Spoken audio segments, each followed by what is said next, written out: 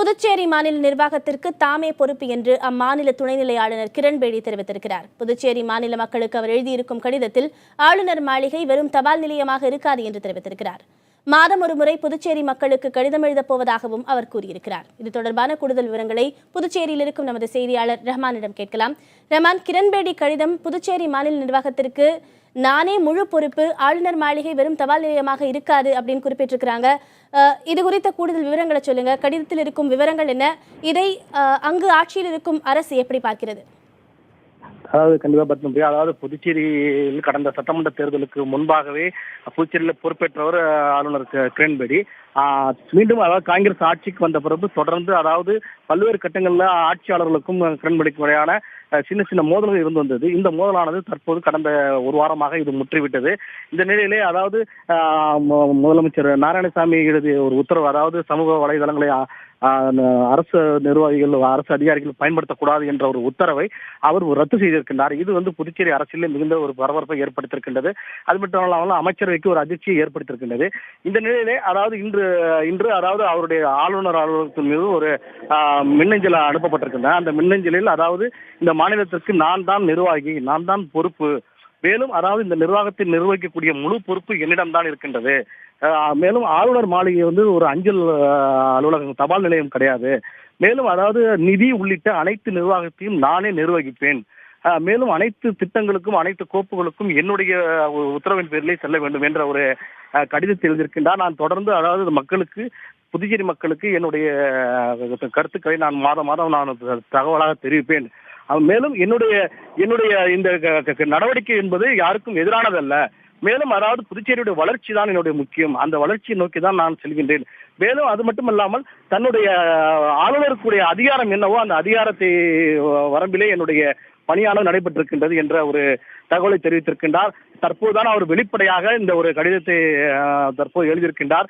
மேலும் இது குறித்து நாம் இன்று மதியம் நாம் இது குறித்து முதலமைச்சர் நாராயணசாமியிடம் நாம் கேட்டோம். அதாவது நேற்று காங்கிரஸ் சட்டமன்ற உறுப்பினர்கள் மத்திய உள்துறை அமைச்சகத்துக்கு கிரண்பேடி மீது நடவடிக்கை எடுக்க சொல்லி கடிதம் அனுப்பினார் என்று நாம் கேட்டோம். அதற்கு அவர் இது நிர்வாக ரீதியான பிரச்சனை, இது குறித்து நாங்கள் மீடியாக்களில் விவாதிக்க தயாராக, ஆகவே நான் அரசியல் சட்ட வரம்புக்குள் நாங்கள் நடைபெற்று பணியாற்றுகின்றேன், ஆகவே இது பற்றி நான் கருத்து கூற விரும்பவில்லை என்று அவர் தெரிவித்திருக்கின்றார்.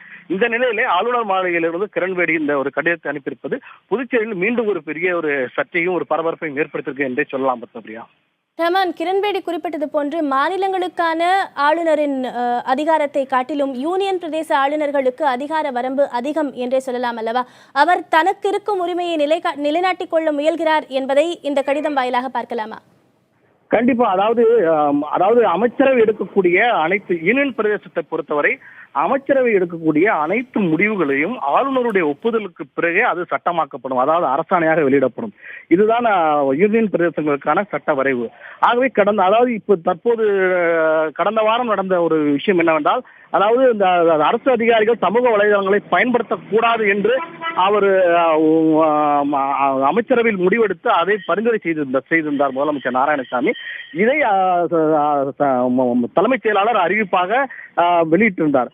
ஆகவே இந்த விவகாரத்தில் இது அமைச்சரவை இந்த முடிவு எடுத்திருந்தால் கூட என்னுடைய ஆலோசனைக்கு பிறகுதானே அது தலைமைச் செயலாளருக்கு அனுப்பியிருக்க வேண்டும். அந்த வகையில அந்த உத்தரவை அவர் ரத்து செய்தார். அதற்கும் அந்த சட்ட வரம்புக்கு உட்பட்டு அந்த உத்தரவை ரத்து செய்திருக்கின்றார். ஆகவே அவரை பொறுத்தவரை, அதாவது யூனியன் பிரதேசத்தை பொறுத்தவரை துணைநிலை ஆளுநர்களுக்கு என்ன ஒரு அதிகாரம் இருக்கின்றதோ அந்த அதிகார வரம்புக்கு உட்பட்டு தான் நான் நடக்கின்றேன். ஆகவே அந்த அதிகாரத்திற்கு உட்பட்டு தான் அனைத்தும் செயல்படும் என்று தெரிவித்திருக்கின்றார்.